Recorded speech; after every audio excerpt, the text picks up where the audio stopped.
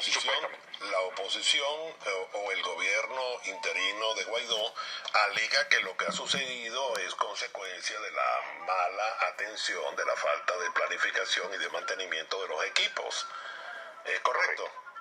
Sí. Ok. Es correcto, esas son las dos posturas. Y Estados Unidos además se pliega a lo que dice el presidente interino Guaidó y dice que es consecuencia de la corrupción que ocurrió durante la administración de Chávez y de Maduro.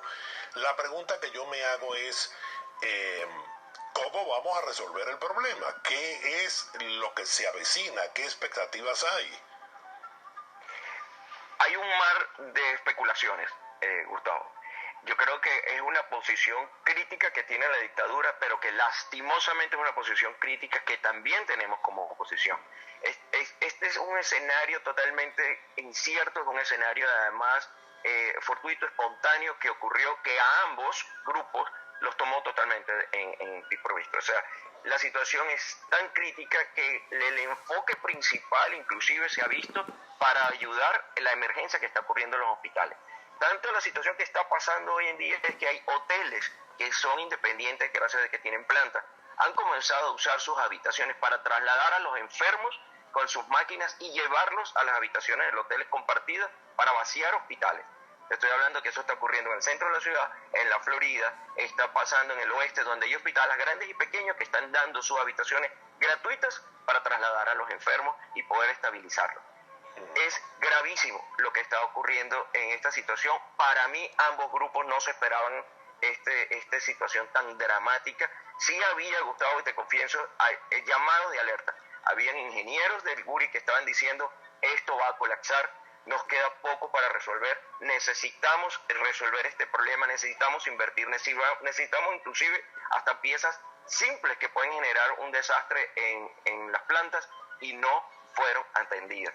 El problema también está que en el momento que se genere la solución, cuando salga la electricidad de esa manera potente que siempre el GURI ha sido, hay posibilidades que, como pasó en el Congreso ayer, puedan reventar otros transformadores en diferentes zonas del país y que tampoco lo pueden resolver porque esos transformadores tampoco tuvieron el mantenimiento debido. O sea que la situación puede inclusive agravarse. Ahora, el presidente interino Guaidó ha hecho un anuncio de estar dispuesto a pedir ayuda internacional bajo la premisa pues que estamos en absoluto, que el país está en absoluto colapso. ¿Hay algún tipo de información en cuanto a que gobiernos y especialistas del exterior estén dispuestos a ir a Venezuela a ayudar en esta emergencia? Sí hay. Hay información donde hay comandos especiales de emergencia humanitaria. Hay ayuda humanitaria disponible. La Cruz Roja se pronunció a favor de Venezuela diciendo que están disponibles para ayudar. Hay organizaciones de ONG con especializaciones de médicos, etcétera, con inclusive unidades independientes que pueden ayudarnos a salir de esta crisis. No, pero hablo de especialistas en electricidad, me refiero a sí, también en la parte del colapso del abastecimiento y la recuperación de las plantas, también hay ya una oferta disponible para ayudar totalmente gratuito. Ojo, atención, esto es importante, no es que el gobierno interino de Guaidó va a dar dinero para resolver, o que la dictadura no quiere rechazar esa ayuda, sería la parte legal que lo vamos a hablar más tarde, pero Juan Guaidó está en la posibilidad de pedirla y bajo su rol como presidente interino puede ingresar esa ayuda humanitaria de todo nivel, a nivel eléctrico, a nivel de ayuda, de programación, de abastecimiento alimenticio, de medicina,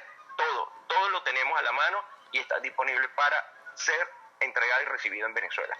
Ahora, Tulio, esto que está pasando en Venezuela se cruza con esa sorpresiva información que emitió ayer el New York Times, asegurando que la ayuda humanitaria a Venezuela que intentaron introducir en el día 23 de febrero y que fue quemada, tres camiones creo que fueron quemados allí en la frontera entre Colombia y Venezuela.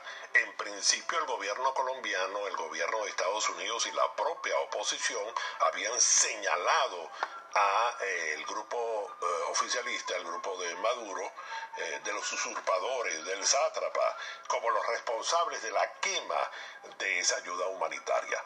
Pero ayer el reporte del New York Times cayó como una bomba porque, además del colapso que tiene en este momento Venezuela con el problema de la energía y de los servicios de agua potable, el New York Times dice que revisando cuadro a cuadro qué sucedió ese día con esa ayuda de esos camiones que fueron incendiados, pues resulta que determina el New York Times que quien quemó ese camión fue la propia oposición cuando accidentalmente lanzaron una bomba casera y esa bomba pegó en el encerado, en la cubierta que tenían esos camiones y fue lo que ocasionó el incendio.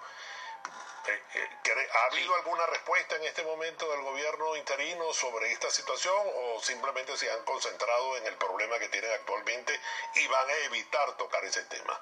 Porque esto le va a permitir, esto le va a permitir a Maduro, ya tú sabes, ¿no?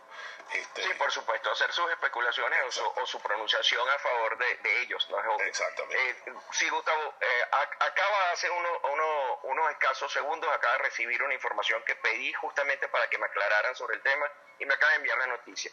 Es cierto, la publicación del New York Times así asegura que según sus investigaciones es eso lo ocurrido. Ahora bien, también según pronunciamiento de la otra parte, que te estoy diciendo que me lo están dando de manera interna, están investigando quiénes son.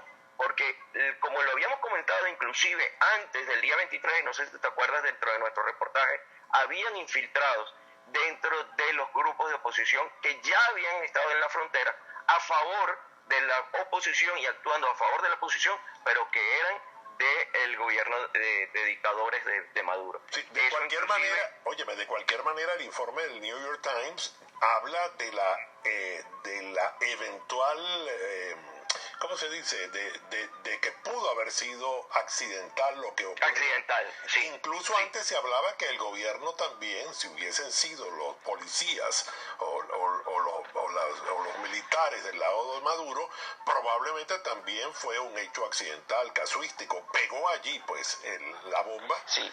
Y ocasionó esta tragedia. Pero claro, la cuestión ahora se devuelve porque ahora el gobierno de Maduro seguramente empezará a decir, se dieron cuenta, nos acusaron a nosotros, somos víctimas, esto fue preparado por Estados Unidos para desprestigiarnos, ¿no? Por supuesto puede traer esa ola de especulación que puede hacer mucho daño también y generar otras confusiones. Pero hay que estar claro también, Gustavo, aquellos que hemos vivido esas posiciones, porque yo he estado en esas posiciones de pelea en vida en el 11 de abril, en las calles, en mi país, cuando hemos estado peleando contra esta Guardia Nacional represora de nuestros derechos. Entiendo y yo estoy claro de que las emociones también influyen. Cuando estamos en estos momentos de crisis, tú estás desesperado por ayudar y yo sí creo que puede existir una parte accidental, pero también es generado por las mismas circunstancias que se pudieron haber evitado desde un principio. La gente cuando estás ahí, tú lanzas porque es tu condición humana de repudio, lanzas hasta piedras y lastimosamente esa piedra le cae hasta a alguien de tu equipo porque no sabe más allá de lo que está pasando, porque no puedes a veces ni ver o estás asfixiado, simplemente lanzas. Entonces genera también un poco de la inexperiencia de nosotros de nuestra vida como civiles, que tenemos que armarnos de palos, de piedras, de botellas para defender nuestros derechos, situación que jamás tuvimos que haber llevado porque nuestra legalidad jamás fue respetada, nuestra voz jamás fue respetada y nosotros no somos preparados para esta protesta. Nuestro país, nosotros no recibimos clases de cómo protestar. Entonces estos errores pueden ocurrir porque estamos viviendo una situación crítica y de crisis que no debemos ni siquiera habernos imaginado que estamos viviendo. Así es. Entonces yo sí entiendo que de parte y parte, ojo, entiendo que parte y parte pudo haber sido accidental, pero basado en mi teoría personal, donde estamos hablando con esta cuerda de criminales, asesinos, yo me inclino a infiltrados y me inclino que la parte accidental de parte de la dictadura de Maduro, esa palabra accidental no existe. dentro de sus voluntades. Bueno, mi querido amigo invisible, usted escuchó a Tulio Baldoni, el venezolano más optimista, más radical y además muy racional hoy en su análisis sobre lo que está ocurriendo en Venezuela. Ya tenemos detalles del drama que viven a esta hora, 8:26, los venezolanos con el problema de la caída del flujo eléctrico en 17 estados. En este momento están sufriendo pues los avatares de este tercer gran apagón, el más grande de la historia de Venezuela,